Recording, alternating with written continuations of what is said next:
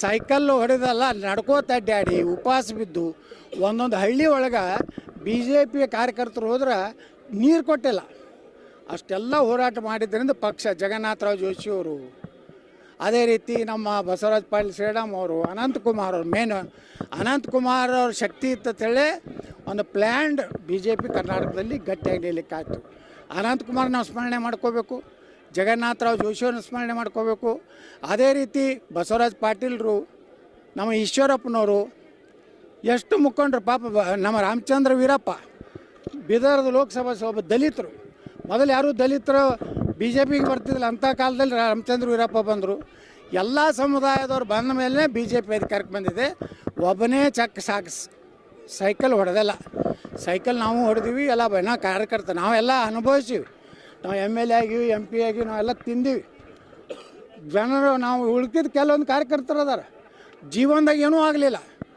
ಅವ್ರು ಅರ್ಧಾಂಗವಾಯಿಯಾಗಿ ಏನಾದ್ರು ಆಸ್ಪತ್ರೆಗೆ ದಾಖಲಾದ್ರೆ ಯಾರೂ ಮಾತಾಡ್ಸಿಲ್ಲ. ಅವ್ರು ಇಷ್ಟ ಕೆಟ್ಟ ಕಡೆಗೆ ಕಣ್ಣೀರು ಹಾಕಿ ಸತ್ತಾರೆ. ಹಂಗಂದ್ರೆ ನಾ ಬಿ ಜೆ ಪಿಗೆ ಇಟ್ಟು ದುಡ್ದಪ್ಪ, ಕನಿಷ್ಠ ನನ್ನ ಮನೆಗೆ ಬಂದು ಸಾಂತ್ವನೂ ಹೇಳಿಲ್ಲಲ್ಲ ಕೆಲವೊಂದು ನಾಯಕರು ಅನ್ನೋದು ನೋವಿದೆ. ಇವ್ರ ಬಗ್ಗೆ ವಿಚಾರ ಮಾಡಿರಿ ವಿಜೇಂದ್ರ. ಬರೀ ನಮ್ಮ ಅಪ್ಪ ನಮ್ಮ ಪೂಜೆ ತಂದೆಯವ್ರು ಮಾಡ್ಯಾರ. ಪೂಜೆ ಹೌದಪ್ಪ, ನಿಮ್ಮ ಅಪ್ಪನ 4 ಸಲ ಮುಖ್ಯಮಂತ್ರಿ ಆಗ್ಯಾನ, ವಿರೋಧ ಪಕ್ಷದ ನಾಯಕ ಆಗ್ಯಾನ, ಸೋತಾಗಿ MLC ಮಾಡೈತಿ, ರಾಜ್ಯ ಅಧ್ಯಕ್ಷ ಮಾಡೈತಿ, ಮತ್ತು ಅಲ್ಲಿ MP ಮಾಡೈತಿ. ಇವತ್ತು ನೀವು ಪಕ್ಷ ಬಿಟ್ಟು ಹೋಗ್ಬೇಡ್ರಿ. ಈಗ ನೀವು ಪಕ್ಷದಾಗ ಮೊನ್ನೆ ಬಂದಾರ ಅಂತ ಹೇಳ್ತೀರಿ. ಯಾರು? ರಮೇಶ್ ಜಾರಕಿಹೊಳಿ. ನೀವು ನಾನು ಬಿ ಜೆ ಪಿಯಿಂದ ನಾನು ಹೊರಗೆ ಹಾಕಿದ್ರಿ, ನಾ ಮೊದಲು ಸೇರಿದೆ, ಅಲ್ಲಿಂದ ನೀವು ಬಂದ್ರಿ. ಸೀನಿಯರ್ ಯಾರಾದರೂ? ನಾ ಅದೇ ಹೌದಲ್ವ? ಫಸ್ಟ್ ನಾ ಬಿ ಜೆ ಪಿ ಜಾಯ್ನ್ ಆದೆ. ಅಲ್ಲಿಂದ ಒಂದು ತಿಂಗಳ ನಂತರ ಯಡಿಯೂರಪ್ಪ ಯಾರು ಶಿಫಾರಸ್ಸಾದರೂ ನಾನೇ ಅರುಣ್ ಜೇಟ್ಲಿ ಅವರಿಗೆ ನನಗೆ ಹೇಳಿದ್ರು. ಅರುಣ್ ಜೇಟ್ಲಿ ಅವರು ಪಾರ್ಲಿಮೆಂಟ್ಲೇ ಸಿಕ್ಕಿದ್ರು. ನಮ್ಮ ಸುರೇಶ್ ಅಂಗಡಿ ಪಾಪ ತಿರ್ಕೊಂಡ್ರೆ ಅವರು ಇದ್ದರು. ತುಮ್ ಬಿ ಜೆ ಪಿಗೆ ಆ ಜಾವ ಅಂತ ಹೇಳಿದ್ರು. सर अगर येडियूरप्पा को प्रदेश अध्यक्ष बनाओ, मुख्यमंत्री का कैंडिडेट बनाओ, मैं आऊँगा करके मैं इದೇ ಯಡಿಯೂರಪ್ಪಗೆ ಹೋಗಿ ಹೇಳಿದೆ. ಪಾರ್ಲಿಮೆಂಟ್ ಸೆಂಟ್ರಲ್ ಹಾಲಲ್ಲಿ ಕೂತಿದ್ರು. ಗಾಬರಿ ಆದ ಯಡಿಯೂರಪ್ಪ. ಇಲ್ಲ ನಾನು ತೊಗೋಬೇಕಂತೇಳಿ ನರೇಂದ್ರ ಮೋದಿಯವರು ನಾನು ರಾಜನಾಥ್ ಸಿಂಗ್ ಮಾತಾಡಿವಿ. ಯಡಿಯೂರಪ್ಪನ ತೊಗೋತೀನಿ, ಮೊದಲು ಬಾ ಅಂದರು. ಮೊದಲು ನಾ ಬಂದೀನಿ, ಸೀನಿಯರ್ ನಾ ಇದ್ದೀನಿ. ಅಲ್ಲಿಂದ ಯಡಿಯೂರಪ್ಪ ಬಂದರೆ ಜೂನಿಯರ್. ವಿಜೇಂದ್ರ ಯಾವಾಗ ಬಂದಾನ? ಬರೇ ಕಲೆಕ್ಷನ್ ಮಾಸ್ಟರ್ ಇವ. ಆ ರಾಜ್ಯಾಧ್ಯಕ್ಷ ಆಗುತ್ತಾನೆ. ಏನು ಮಾಡ್ಯಾನ ಪಾರ್ಟಿಗೆ? ಏನು ಸುಡುಗಾಡು ಮಾಡಿಲ್ಲ. ಬರೀ ಅವ್ರ ಅಪ್ಪ ಇದ್ದ. ಪಾಪ ಯಡಿಯೂರಪ್ಪನ ಜೈಲಿಗೆ ಕಳಿಸ್ಲಿಕ್ಕೆ ಕಾರಣನೇ ಇವತ್ತಿನ ರಾಜ್ಯಾಧ್ಯಕ್ಷ. ಧೀಮಂತ ಪೂಜ್ಯ ತಂದೆಯವ್ರನ್ನ ಜೈಲಿಗೆ ಕಳಿಸೋಂಥ ಮಹಾನ್ ನಾಯಕ. ಅವ್ರ ಹೆಸರಲ್ಲಿ ಎಷ್ಟು ಯಾವ್ಯಾವ ಸಹಿ ಮಾಡ್ಯಾನೋ ಏನೋ ಗೊತ್ತಿಲ್ಲ. ಸುಮ್ಮನೆ ಬಾಯಿ ಬಿಟ್ಟರೆ ಭಾಳ ಕೆಡ್ತೈತಿ. ಅದನ್ನ ಮಾಡಬೇಡ. ಚೆನ್ನಾಗಿ ಇರು. ನಿನ್ನ ಕಡೆ ನೀಗುವುದಿಲ್ಲ ಅಂದ್ರೆ ರಾಜೀನಾಮೆ ಕೊಟ್ಟು ಹೊಸ ಅಧ್ಯಕ್ಷರು ಬರ್ತಾರೆ. ನಮ್ಮ ಕೈಯಾಗ ಏನಾರು ಪಕ್ಷ ಸಿಗ್ತದೆ 130 ಸೀಟ್ ತರಲಿಲ್ಲ ಅಂದ್ರೆ ರಾಜಕೀಯ ನಿವೃತ್ತಿ ಆಗ್ತದೆ. ಹಿಂಗೇನಾರು ನಿನ್ನ ಬಳಿ ತಾಕತ್ತಿದ್ರೆ ಬಾ, ಎಲ್ಲರೂ ಹೊಡಿತೀನಿ ಬಡಿತೀನಿ, ಕಾರ್ಯಕರ್ತರು ಹೊಡೆಸ್ತೀನಿ. ನೀವು ಹೊಡೆದ್ರೆ ನಾವೇನು ಸುಮ್ಕೊಂಡ್ರೆ ಮಕ್ಕಳಲ್ಲ. ನಾವು ಎಡಕ್ಕೆ ಹೊಡೆದ್ರೆ ಗಾಂಧಿ ಅಲ್ಲ. ನಾವು ಸುಭಾಷ್ ಚಂದ್ರ ಬೋಸ್.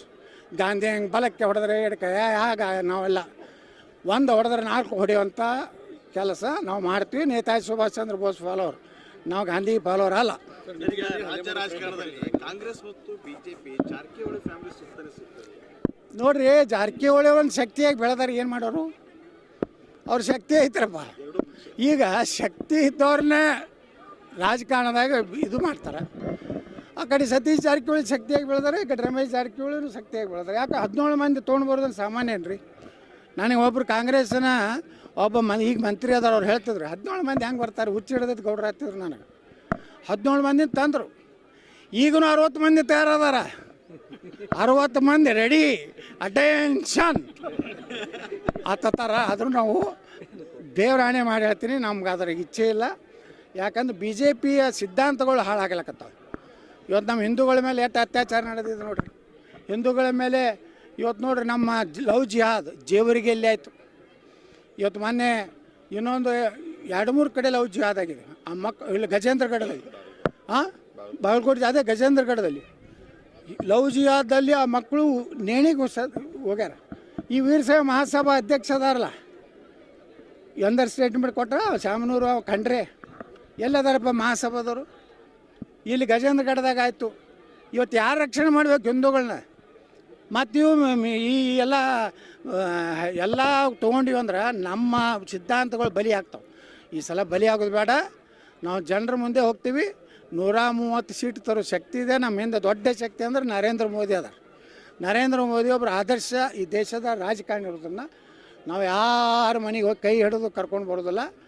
ನಮ್ಮ ಕಾರ್ಯಕರ್ತರನ್ನೇ MLA ಮಾಡ್ತೀವಿ, ನಾವೇ ಸ್ವಂತ ಸರ್ಕಾರ ಮಾಡ್ತೀವಿ.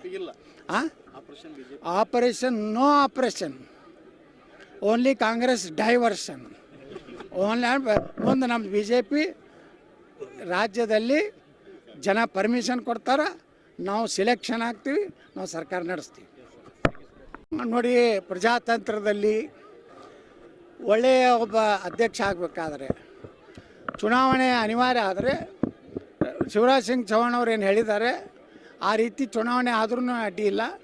ಆದರೆ ಇವತ್ತೇನು ಆಯ್ಕೆ ಆಗ್ತಾಯಿದೆ ಜಿಲ್ಲಾಧ್ಯಕ್ಷರು ಮತ್ತು ತಾಲೂಕಾ ಬ್ಲಾಕ್ ಅಧ್ಯಕ್ಷರು, ಅವರಲ್ಲಿ ಪಾರದರ್ಶಕತೆ ಇರಬೇಕು.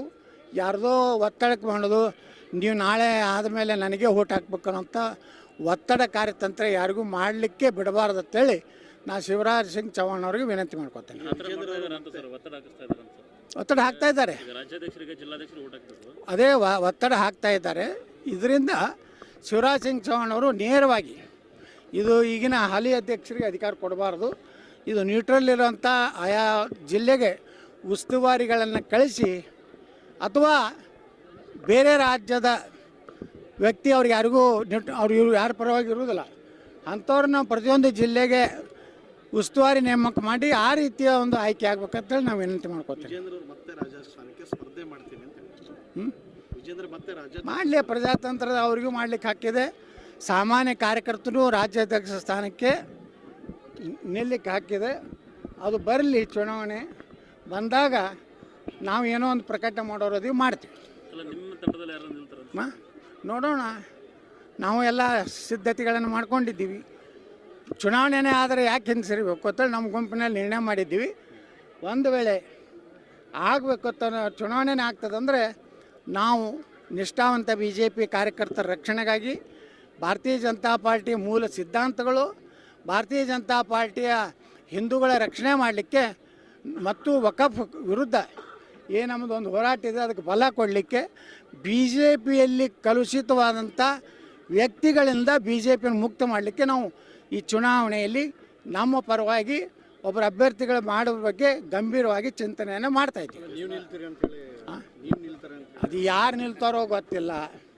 ಯಾರು ಎಲ್ಲರೂ ಕೂಡ ನಾವು ನಿರ್ಣಯ ಮಾಡ್ತೀವಿ, ಅವರು ಸ್ಪರ್ಧೆ ಮಾಡ್ಬೋದು. ಹೈಕಮಾಂಡ್ ಅವರಿಗೆ ಜಾಸ್ತಿ ಯಾರಿಗೆ? ಅವ್ರೇನು ಹೈಕಮಾಂಡ್ದವ್ರು ಯಾರಿಗೂ ಮನೆ ಹಾಕಿಲ್ಲ. ಪಾಪ ಹೈಕಮಾಂಡ್ದವರು ನ್ಯೂಟ್ರಲ್ ಆಗಿದ್ದಾರೆ. ಅದಕ್ಕೆ ಶಿವರಾಜ್ ಸಿಂಗ್ ಚೌಹಾಣ್ರನ್ನ ಕಳಿಸಿದ್ದಾರೆ. ಇಲ್ಲಿಕಂದ್ರೆ ಅರುಣ್ ಸಿಂಗ್ನ ಕಳಿಸ್ತಿದ್ರು. ರಮೇಶ್ ಜಾರಕಿಹೊಳಿ ಅವರಿಗೆ ವಿಜಯೇಂದ್ರ ಅವರು ಯಡಿಯೂರಪ್ಪ ಅವರು ಮಾತಾಡಲಿಕ್ಕೆ ಅವ್ರು ಆಗ್ತಿಲ್ಲ, ಅವ್ರು ಮಾತಾಡಬಾರ್ದು, ಅವ್ರು ಹಿರಿಯ ಉತ್ಸದಿದ್ದಾರೆ, ಸೈಕಲ್ ಕಟ್ಟಿದ್ದಾರೆ, ಬೆದರಿಕೆ ಈ ರೀತಿ ಮಾತಾಡಿ ತಪ್ಪು ಅಂತೇಳಿ ಖಂಡಿಸಿದ್ದಾರೆ. ರಮೇಶ್ ಜಾರಕಿಹೊಳಿ ಅವರು 17 ಜನ BJPಗೆ ಬರದೇ ಇದ್ದರೆ ಯಡಿಯೂರಪ್ಪನವ್ರು ಮುಖ್ಯಮಂತ್ರಿ ಆಗ್ತಾಯಿದ್ರ? ಮಾನ್ಯ ವಿಜಯೇಂದ್ರ ಅವರೇ, ಯಡಿಯೂರಪ್ಪನವ್ರು ಮುಖ್ಯಮಂತ್ರಿ ಆಗಲಿಕ್ಕೆ ಕಾರಣ ರಮೇಶ್ ಜಾರಕಿಹೊಳಿ ಅವರು. ನೀವಿಷ್ಟೆಲ್ಲ ದುಡ್ಡು ಮಾಡಲಿಕ್ಕೆ ಕಾರಣ ರಮೇಶ್ ಜಾರಕಿಹೊಳಿ ಅವರು. ನೀವು ಎಷ್ಟು ದುಡ್ಡು ಮಾಡಿರಿ ಅಂತೇಳಿ ಎಲ್ಲ ಜಗತ್ತಿಗೆ ಗುರ್ತದೆ.